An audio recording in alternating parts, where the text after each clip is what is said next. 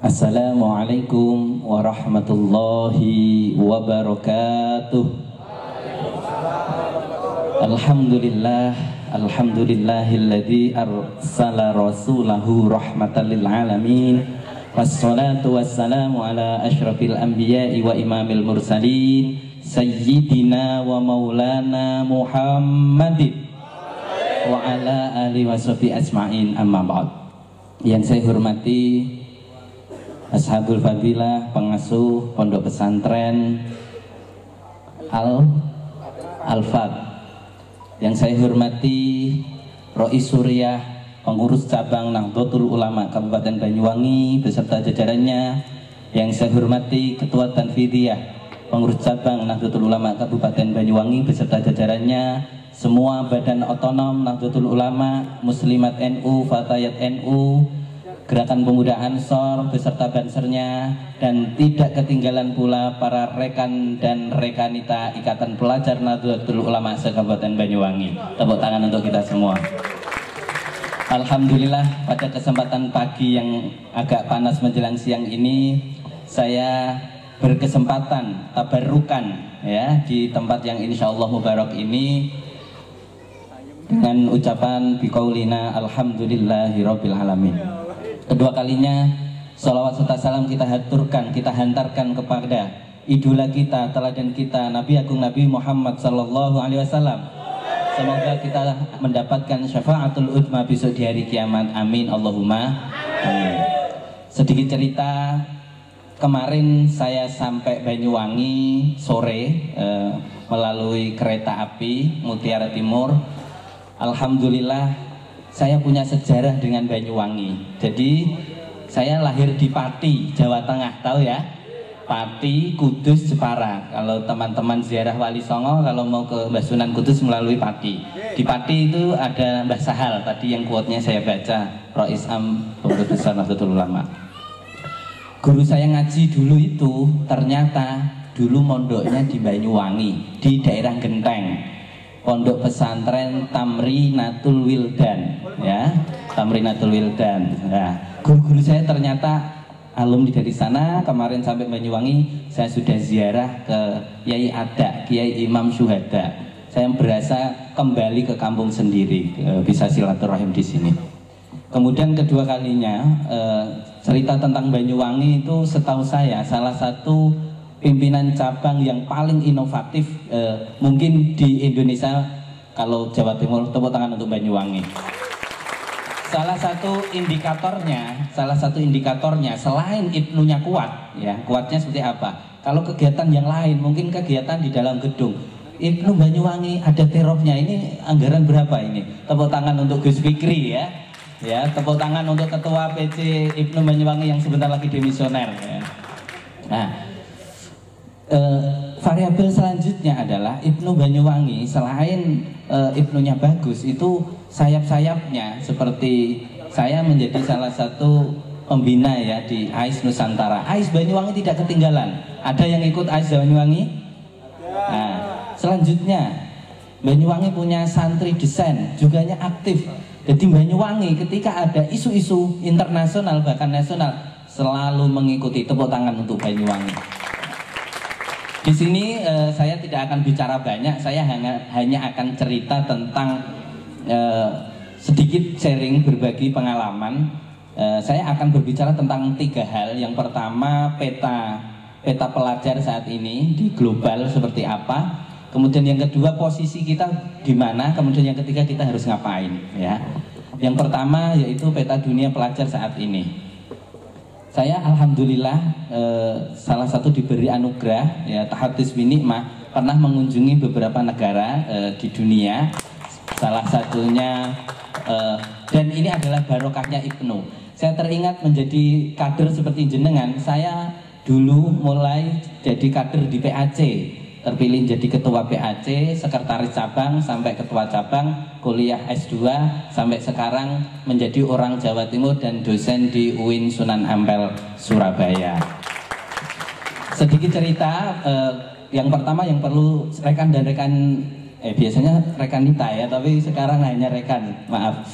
Yang perlu rekan-rekan ya, perlu rekan-rekan ingat itu yang pertama niat ya. niat. Jadi berkhidmah di NU, di IPNU itu harus punya niat. Kenapa?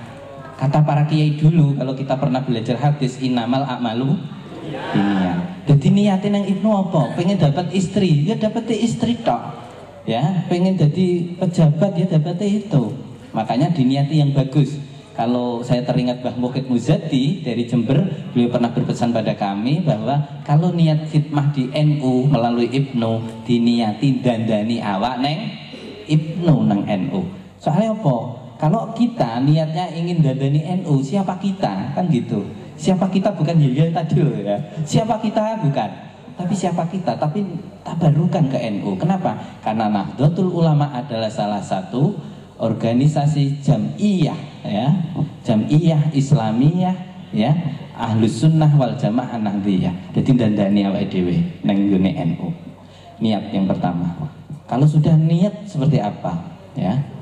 Setelah punya niat, punya tekad. Tadi saya akan menceritakan tentang kondisi saat ini. Saya kemarin membaca sebuah buku, ya, karangan dari Yuval Noah. Siapa yang sudah pernah membaca buku karangan Yuval Noah? Tahu? Belum tahu. Oke. Tentang Sapien, ya, tentang sejarah manusia. Ketika kita membaca buku itu, kita kaget. Jadi manusia, kalau menurut dalam buku itu adalah ras Sapien, itu menjadi salah satu ras yang paling kejam di atas muka bumi ini. Karena semua ras yang ada di dunia itu dulu di genosida, dibantai dan seterusnya. Dan kita sebenarnya yang ada sampai detik ini, yang ada ini yang menjadi gen yang sama, berasal dari gen yang sama, ya. Kita adalah bersaudara min syajaratin wahid, ya. Tidak ada utara, tidak ada selatan, intinya kita adalah satu. Itu tentang cerita tentang Sapien lah, ya. Setelah cerita tentang itu, beliau mengarang buku kembali. Yuval Noah itu adalah seorang, ya, Yahudi. Dia kelahiran dari Israel, kuliahnya di Oxford University. Tulisannya selalu menjadi the best New York Times, New York Times, the best New York Times. Jadi tulisan terbaik di seluruh dunia. Berita cerita tentang Homo Deus, tentang masa depan manusia seperti apa. Jadi era sekarang ini dikenal dengan era disrupsi, tahu ya? Tahu Nisa Sabian? Tahu Nisa Sabian? Lagu yang paling Anda hafal apa? Hem itu ya. Hem itu judulnya Dina Salam. Yang nulis atau berasal dari beliau itu ngover sebuah lagu. Lagu itu tahu awalnya dari mana? Sebuah sponsor, ya, sponsor sebuah bank di Timur Tengah, ya. Asbabul wurudnya seperti itu. Sponsor, ya, sebuah bank di Timur Tengah. Jadi viewernya itu Nisa Sabian lebih banyak daripada yang asli. Ini juga bisa. Jadi yang palsu lebih mahal daripada yang asli. Kira-kira seperti itu kalau secara tidak langsung. Nah, Nisa Sabian ini hasil dari era disrupsi. Dia tidak melalui media mainstream, dia tidak melalui televisi, dia tidak melalui koran, dia hanya melalui channel YouTube. Dan pas momennya pada waktu itu Ramadan, ingat ya? Ingat. Kemudian menjadi trending topik YouTube nomor 1 selama 1 minggu kalau tidak salah, kalau saya salah ingat. Seperti itu. Intinya peta kita, siapapun kita, sekarang anak siapa, tidak harus punya nasab hebat, tapi kalau kita mau memanfaatkan era disrupsi, era kesemrawutan kalau saya dalam bahasa Jawanya. Era sekarang era semrawut. Jadi siapapun bisa jadi raja, siapapun bisa jadi apa yang diinginkan. Itu Nisa Sabian. Cerita tentang itu. Kemudian dunia saat ini, saya pernah mengunjungi tadi cerita sama Mas rekan mantan demisioner ketua BW IPNU Jawa Tengah. Jadi ketika saya Jawa Timur, ketika saya mengunjungi saya pernah mengunjungi Amerika selama 3 minggu. Di sana kita baru tahu kalau rahasia itu sangat penting. Kalau informasi yang kita upload di sosial media itu sangat berpengaruh terhadap kita saat ini. Anda sekarang adalah Anda 5 tahun yang lalu. Anda sekarang adalah hasil dari apa yang Anda pikirkan 5-4 tahun yang lalu. Kalau Anda ingin menjadi apa 5 tahun yang akan datang, jenengan, rekan-rekan sekarang harus menyiapkan Anda ingin menjadi apa. Bahkan berbeda dengan tagline orang Jawa yang alon-alon asal kelakon. Nah, ini bedanya. kondisi saat ini dunia itu sedang semrawut. Amerika yang menjadi superpower sebentar lagi nggak tahu apakah akan menjadi atau enggak, karena Cina sekarang sudah membayang-bayangi. Jadi eranya sekarang era kesemrawutan. Kalau Renal Kasali dalam teorinya namanya disrupsi. Siapapun kita, kalau kita istiqomah di bidangnya, kita akan mencapai, ya kan? Setiap orang ada masanya, setiap masa ada orangnya. Kira-kira seperti itu. Peta pertama semrawut. Kemudian peta kita seperti apa? Indonesia ketika kita melihat, mencari kata kunci, ya, Islam moderat di dunia, ya, Indonesia menjadi salah satu percontohan terbaik dunia. Tapi Indonesia minim jurnal tulisan-tulisan berbahasa PBB. Jadi tulisannya banyak teman-teman rekan dan rekanita para peneliti kita, tapi paling banyak ya bahasa Indonesia. Sedangkan orang luar ini ingin membaca Indonesia. Salah satu membaca Indonesia, mengeja Indonesia, salah satunya harus dengan tulisan. Maka saya punya cita-cita rekan dan rekan nita biasanya. Kalau terbiasa ya, jadi ini agak biasa.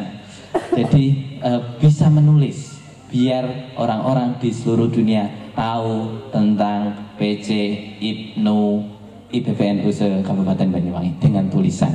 Kata Imam Al-Ghazali mengatakan, jika Anda bukan anak raja maka menulislah. Kata Pramudia Anantatur, ya, kata Pramudia Anantatur, ya, di dalam bukunya, menulis adalah bekerja untuk keabadian. Jadi rekan dan rekan ini, kalau ingin 5 tahun ingin menjadi apa, disiapkan sekarang. Blueprintnya, gambarannya saya ingin menjadi apa. Saya di dalam kamar saya nulis dream book lah, punya dream book, gambaran-gambaran. Saya ingin mengunjungi kota ini, kota itu. Dan salah satu kota yang paling susah ditembus itu Amerika, negara yang paling susah. Kalau Anda bisa menembus Amerika, Anda bisa menembus semua negara di dunia. Karena Amerika adalah kunci, ya, Amerika adalah kunci.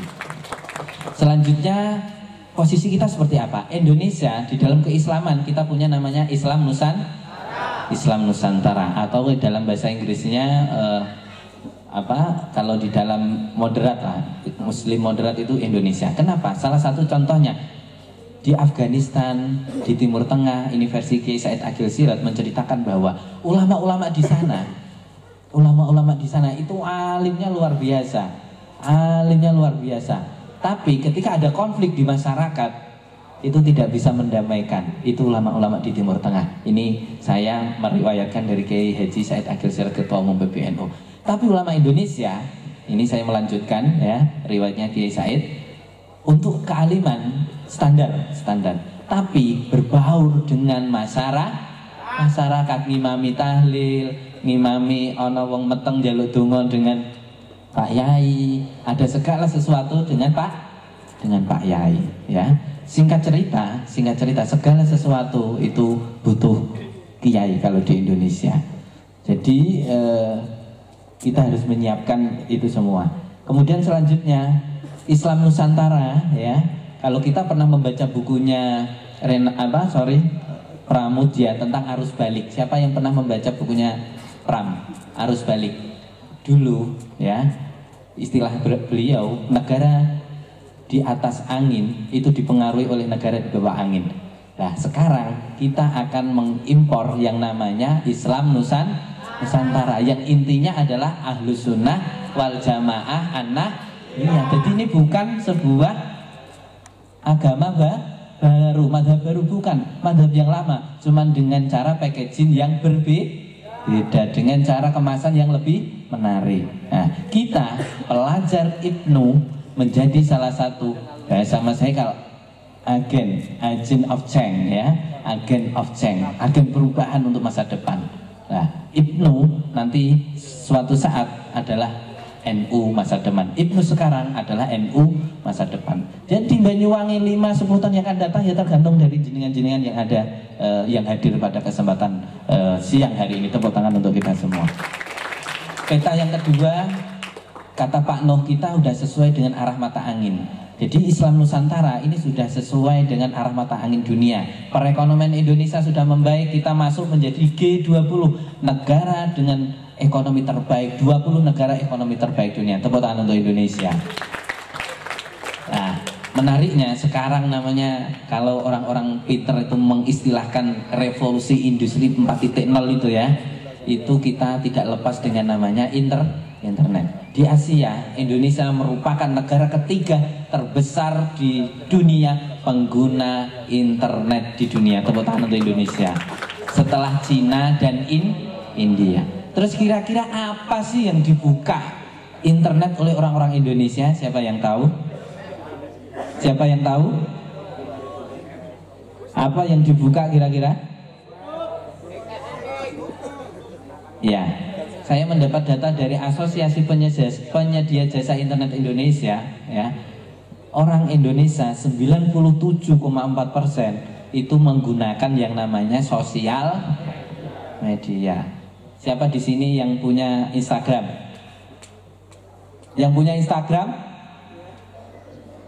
Yang tidak ngaku tak doakan ya, nilainya jelek, hutangnya ditagih.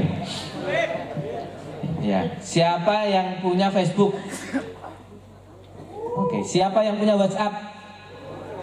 Oke. Menurut data yang saya dapat, kalian mau tidur dan bangun tidur bukaannya cuman sosial media. Iya, Banda? Biasanya stalking mantan, iya, Banda? Terkadang juga nyari gebetan, iya, Banda? Iya, saya tahu lihat dari wajah-wajah yang penuh luka. Jomblo-jomblo fi sabilillah kan gitu kira-kira. Nah, data dulu trennya Instagram menjadi salah satu sosial media terbaik dan terbanyak, ya. Kemudian selanjutnya YouTube. Dan ini nanti saya tadi malam sama rekan Haikal cerita, ya, podcast akan menjadi tren yang akan datang. Makanya saya ingin rekan-rekan Nita biasanya di Kabupaten Banyuwangi setelah ini, siapapun nanti yang terpilih, apakah dari utara atau dari selatan, ya, saya mengangkat tema pada ini sudah saya sepati Majma' al-Bahrain, bertemunya dua sungai lah ya, utara sama selatan, kira-kira seperti itu.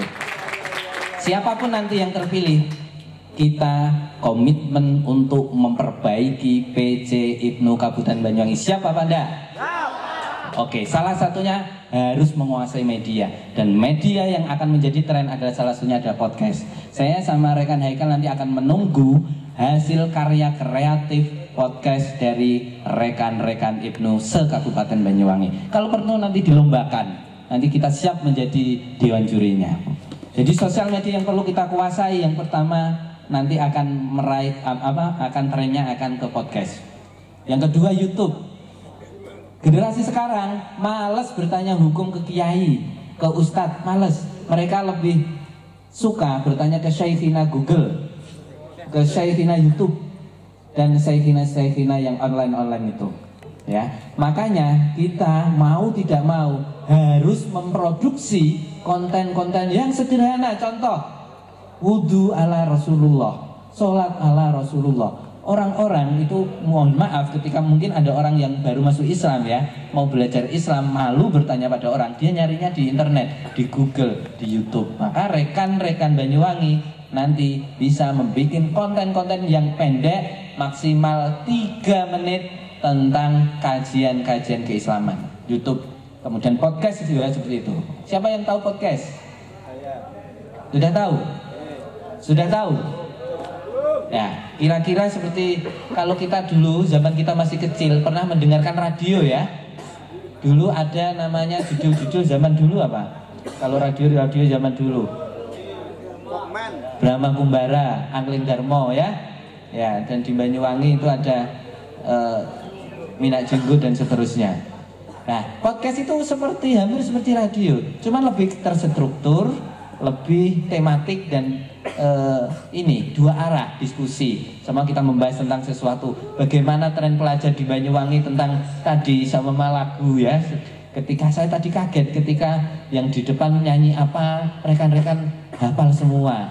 Saya teringat ini ambiarnya amjarnya Didi Kempot. Orang Jakarta sekarang dijajah sama Banyuwangi. Kenapa? Dia menghafalkan Ison Riko katanya. Gue lo gue itu sudah dia pusing untuk orang Jakarta. Yang kedua, selain dari Banyuwangi itu dijajah sama Didi Kempot, sama bahasa Jawa itu. Orang Jakarta sekarang menghafalkan lagu Cedro, menghafalkan lagu-lagu Didi Kempot itu semuanya sudah dijajah. Harusnya perubahan ibu kota tidak di Kalimantan, harusnya di Banyuwangi, kan gitu kira-kira. Selanjutnya selain sosial media, ya tadi Instagram, kita juga komunitas punya AIS Nusantara, punya Santri Desain Community dan banyak komunitas-komunitas kita itu juga sudah kita kuasai. NU itu biasanya terlambat. Di podcast ini NU masih terlambat karena mayoritas masih, mohon maaf, masih ustadz minhum, ustadz yang ghairu minna, ustadz yang tidak moderat. Kita masih kalah, maka Ibnu Banyuwangi nanti akan menjadi apa ya? Mikot lah, as-sabiqunal awwalun lah kira-kira untuk kesana nanti kira-kira. Siap gak kira-kira? Oke. Selanjutnya ya, sosial media semuanya sampai Facebook, Twitter kita harus menguasai. Kemudian selain sosial media, ternyata sekarang saya banyak mendatangi kota-kota tidak hanya di seluruh dunia. Saya pernah ke Eropa, ke Jepang dan lain-lain. Banyak supermarket, mal-mal tutup. Di Banyuwangi ada enggak mal-mal tutup? Di daerah saya di Kudus, di Jawa Tengah, Matahari tutup sekarang, Pak. Serius. Kenapa? Karena ibu-ibu ya yang biasanya masak sekarang sudah jualan online semua. Ada enggak di Banyuwangi? Jualan mulai dari jilbab. Apa itu? Iya, masakan, ya. Nasa, kacamata. Semua dijual sekarang. Ibu-ibu itu masak, tangan kanan masak, tangan kiri jualan online. Ibu-ibu sekarang. Sehingga banyak giant, banyak Matahari, banyak yang besar-besar itu kukut. Era disrupsi. Bahasa saya kesemrawutan ini luar biasa. Online shop, sekarang semuanya bisa dijual. Ya, bahkan harga diri kalian bisa dijual.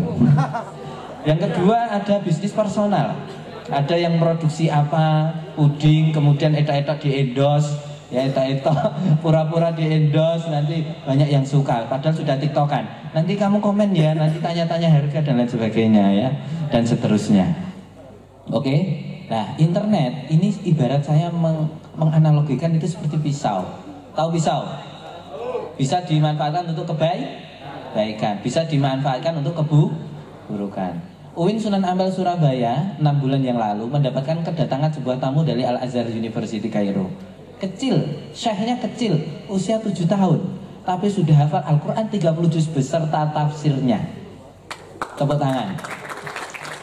Ketika Anda menanyakan sebuah ayat ya, seumpama baru mengatakan seumpama man amana, baru mangap gitu aja, dia langsung lanjutkan. Saking hafal di luar kepala. Dua-duanya anak-anak kecil itu punya kakak dengan usia yang sama, menghasilkan sesuatu yang sama. Jadi dia punya anak 3, usia 7 tahun, itu hafid semua dengan tafsirnya. Kalau hafid Quran saja mungkin bisa ya, tapi ini dengan tafsirnya. Ketika ditanya sama teman-teman saya yang seorang dosen di Surabaya, apa habit, apa treatment, apa perlakuan yang dilakukan oleh seorang ayahnya dan ibunya yang bisa menghasilkan 3 anak ini yang dalam usia 7 tahun bisa hafid apa? Ketika ditanya, ternyata tahu enggak apa yang dilakukan? Setiap hari, setiap ba'da subuh, ayahnya sama bundanya itu mengajak anak-anaknya tadi ke sebuah masjid, disuruh nandani, disuruh ngikut sholat berjamaah. Setelah sholat berjamaah, tawajuhan, ngaji online via Skype dengan Grand Sheikh Al-Azhar.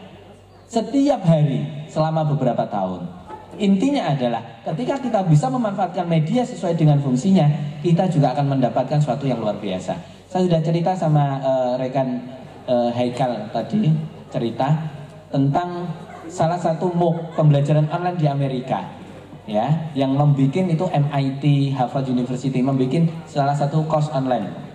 Nah, kita juga bisa seperti itu. Jadi internet kalau dipakai untuk kebaikan juga luar biasa dahsyat. Kemudian internet untuk keburukan juga banyak. Nggak usah cerita orang lain, saya cerita diri saya sendiri. Saya tahun ini mendapatkan lumayan 2 musibah besar tentang online. Yang pertama, saya terkena virus ransomware. Saya bergerak di bidang media. Kalau sahabat-sahabat pernah membuka website www.dutaislam.com, itu saya adalah pimpinan redaksinya. Kalau teman-teman tahu website www.pesantren.id, saya adalah pimpinan redaksinya. Kalau teman-teman tahu tentang alif.id, islami.co, itu adalah sindikasi kita semua. Intinya, internet kalau kita memanfaatkan dengan sebaik-baiknya, itu akan mencitrakan NU ke depan itu seperti apa. Maka internet ini, IPNU Kabupaten Banyuwangi punya tanggung jawab moral dan sosial untuk itu. Yang kedua, untuk negatif saya lanjutkan. Saya terkena 2 tipuan. Yang pertama, saya sering online, saya terkena virus namanya ransomware. Ada yang pernah seperti itu? Terkena virus ransomware? Belum. Ya, sedikit cerita.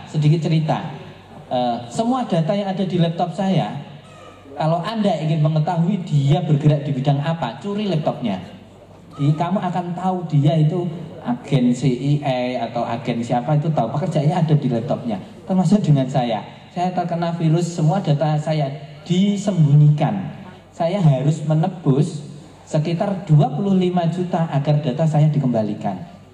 Makanya hati-hati ya kalau bermain internet. Saya nggak akan cerita orang lain, pengalaman saya sendiri. Itu saya kena tipuan tahun 2019 kemarin.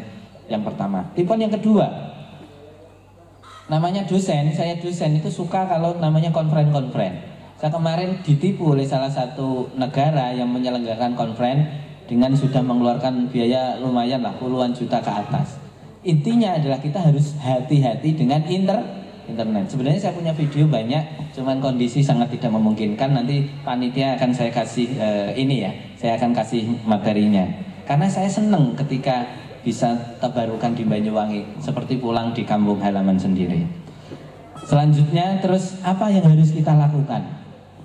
Ya, kalau menteri pendidikan kita, ya siapa? Menteri pendidikan kita yang terbaru? Siapa Nadiem Makarim itu? Gojek. Beliau alumni mana? Harvard University. Itu dari negara mana? Amerika. Jadi kuncinya di dunia ini orang Amerika. Skill yang harus kita punya di era yang katanya orang 4.0 itu, atau disrupsi atau era kesemrawutan ini minimal kita harus mempunyai 6 skill. Jadi kalau kita pertama sudah tahu peta dunia, posisi kita seperti apa, terus sekarang yang perlu kita perhatikan adalah kita harus ngapain, kita harus berbuat apa. PC IPNU se-Kabupaten Banyuwangi, kader-kader rekan-rekan ini harus ngapain? Minimal, ini yang sudah disosialisasikan oleh Kementerian Pendidikan, Menteri Pendidikan, itu minimal harus menguasai 6 skill. Skill yang pertama, ya, literasi baca tulis. Terkadang kita bisa membaca, kita bisa menulis, tapi kita terkadang susah untuk memahami. Skill baca tulis. Kita ketika membaca itu, kalau teman-teman rekan-rekan pernah mengikuti pelatihan baca cepat, itu buku satu sama 500 halaman, itu tidak harus kita baca semuanya.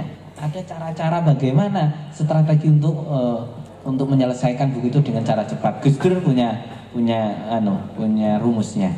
Literasi baca tulis nomor 1. Ingat-ingat ya, boleh ditulis. Kemampuan skill pelajar IPNU se-Kabupaten Banyuwangi yang pertama harus menguasai namanya literasi baca tulis. Baca Quran, salah satunya baca Al-Quran, ya. Yang kedua, ada namanya literasi numerasi, ya. Literasi numerasi adalah kecapakan menggunakan berbagai macam angka dan simbol. Biasanya orang itu pinter kalau pertambahan perkalian, tapi susah ketika pembagian. Iya enggak? Iya enggak?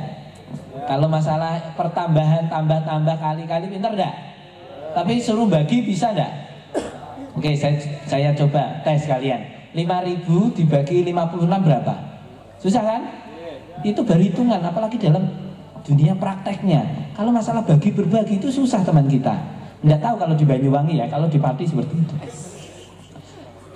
Kurang lebih sama ya, kata rekan Kanzul Ilmi ya, Kanzul Fikri, luar biasa namanya. Tepuk tangan untuk moderator kita ya.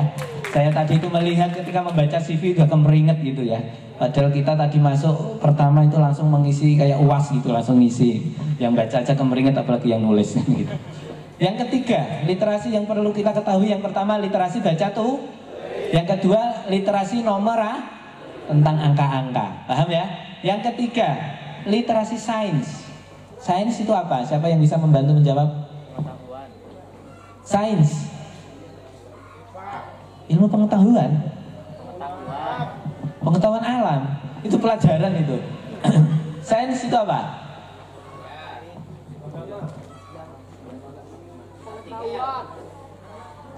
Ada hadiah enggak yang bisa menjawab ya? Saya lupa enggak bawa buku atau apa? Ada ya? Oh, kata Mas Kanzil ada semangka. Sains itu apa, Rek? Pengetahuan. Pengetahuan. Selain itu? Sains.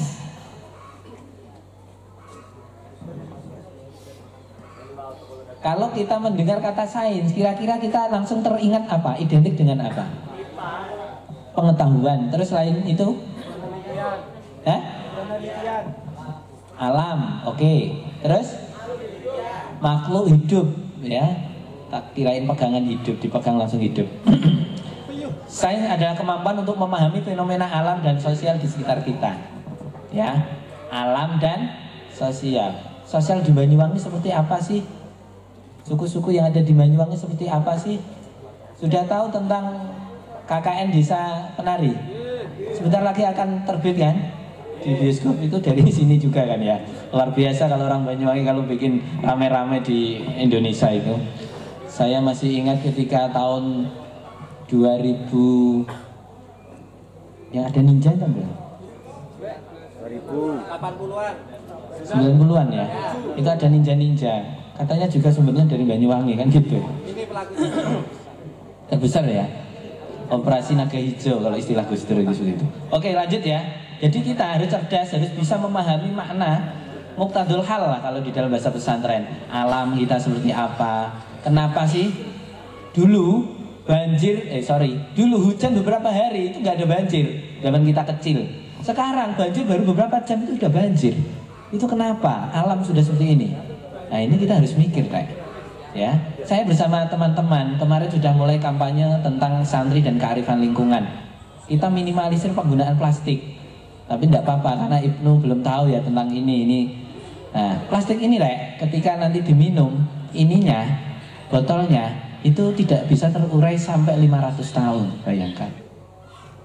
Makanya kita kampanye tumbler. Nah, nanti Ibnu Banyuwangi bisa jualan tumbler. Jadi nanti ketika ada acara siapkan galon-galon aja.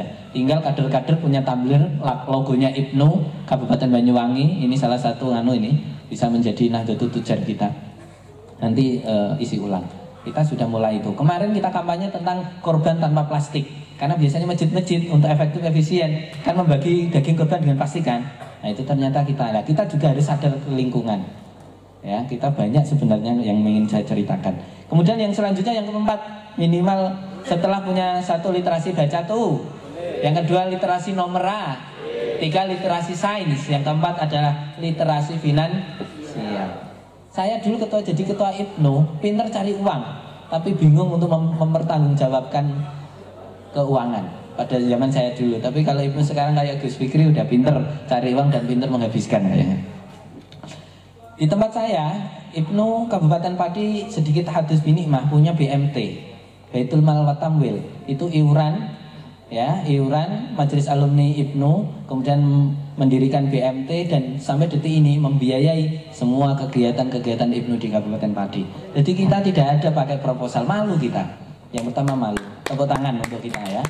Yang kedua, Nahdlatul Tujar menjadi salah satu pilar di NU yang sering terlupakan. Kita biasanya dijebak dengan isu-isu agar kita tawuran tentang jilbab, tentang Gus Muafik, tentang apa itu selalu dibikin. Biar kita itu tidak mikir bagaimana orang NU itu harus kaya.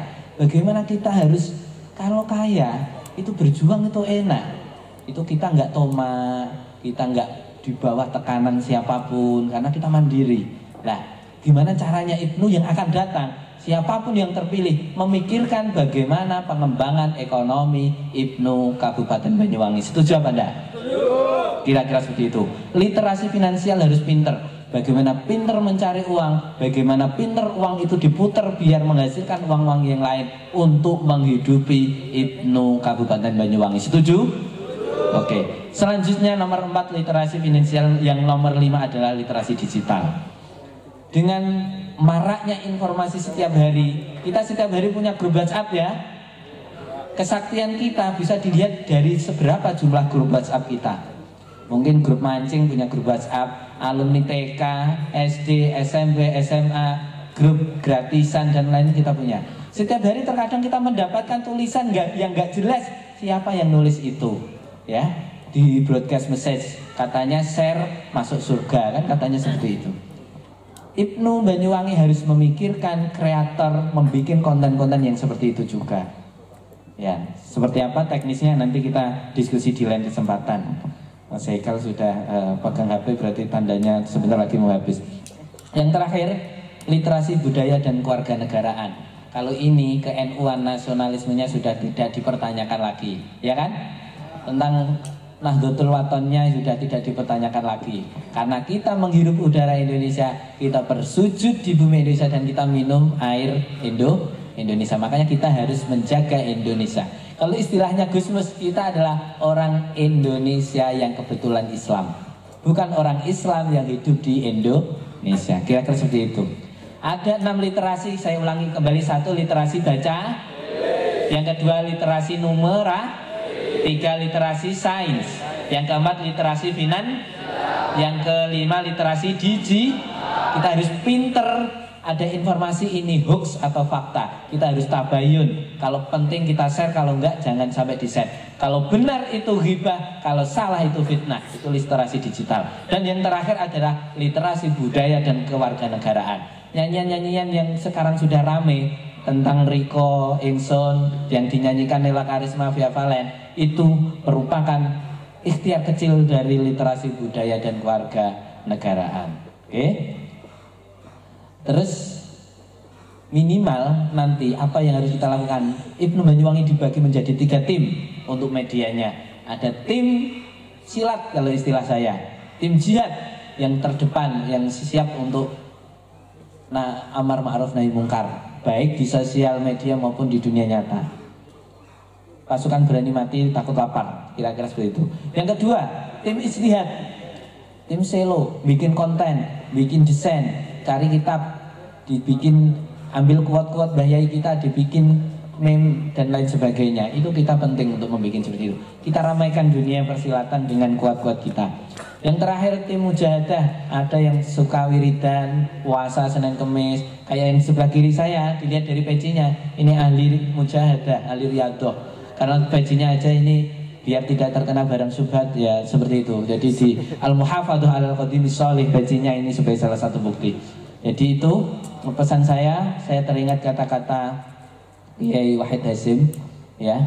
Jika Anda ingin terkenal, menjadilah seorang orator yang hebat. Jika Anda ingin menjadi abadi, jadilah penulis yang hebat. Jika Anda mau bertulis, maka bergeraklah.